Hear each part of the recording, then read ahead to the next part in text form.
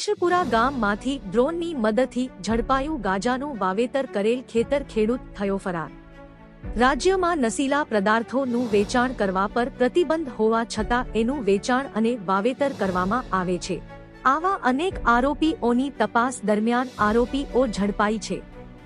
પ્રાપ્ત માહિતી મુજબ સાબરકાંઠા જિલ્લાના વડાલી તાલુકામાં આવેલ કેશરપુરા ગામની અંદર એક ખેડૂતે ગાંજાનું વાવેતર કરવામાં આવેલ હોવાની બાતમી પોલીસને મળી હતી અને આ બાતમીને લઈ ડ્રોન મારફતે એની તપાસ કરવામાં આવતા આ વાવેતર કરેલ ગાંજાનું ખેતર ઝડપાયું હતું। 40.200 કિલોગ્રામ જથ્થા સાથે પોલીસે અંદાજિત 2.0 લાખ મુદ્દામાલ જપ્ત કરવામાં આવ્યો। સાથે આ વાવેતર કરેલ ખેતર માલિક ફરાર થઈ ગયો હોવાનું પોલીસ સૂત્રો મારફતે જાણવા મળી રહ્યું છે।